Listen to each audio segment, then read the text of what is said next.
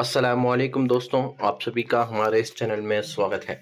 आज हम बात करने जा रहे हैं बिहार विधानसभा चुनाव से और एक बड़ी खबर के साथ।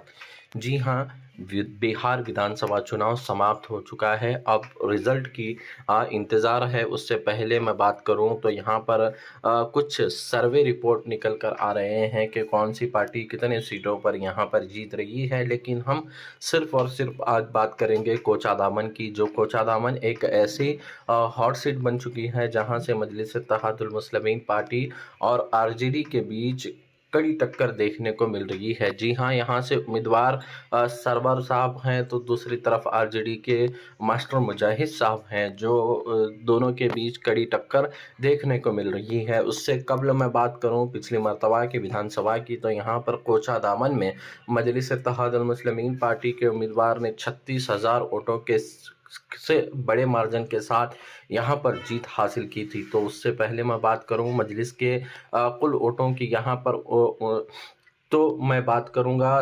79,893 वोट 2020 के विधानसभा चुनाव में इजहार आसिफी साहब को यहाँ पर अवाम ने दिया था। और उसी के साथ ही साथ जेडीयू की, बीजेपी की अगर बात करूँ तो यहाँ पर उनको 43,750 वोट हासिल हुए थे। और तीसरे नंबर की अगर बात करूं, आरजेडी पार्टी की अगर बात करूं, तो उनको 26,134 वोट इस कोचादामन की विधानसभा से मिले थे। इस मर्तबा का यहाँ पर आंकड़ा बताता हूँ को यहाँ पर लगभग इस मर्तबा कांटे की टक्कर है भारतीय जनता पार्टी की और आरजेडी और मजलिस-ए-इत्तेहादुल मुस्लिमीन पार्टी के रूप में। यहाँ पर कोचादामन से सरवर आलम मुजाहिद आलम के बीच एक बड़ी टक्कर देखने को मिल रही है, क्योंकि दोनों नेता ने कोचादामन में काम को अंजाम दिया है और पब्लिक को लुभाने का पूरा काम किया है। लेकिन यहाँ पर मजलिस के उम्मीदवार बैरिस्टर असदुद्दीन अवैसी साहब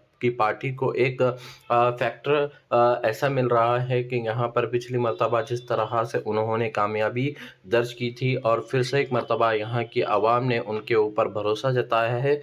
इसी भरोसे के तहत मैं आपको बता रहा हूँ कि कोचादामन की सीट फिर से एक मर्तबा मजलिस की झोली में आती हुई दिखाई देगी। तो आप सब मिलकर हमारे इस चैनल से जुड़े रहें, चैनल को ज़रूर सब्सक्राइब करें।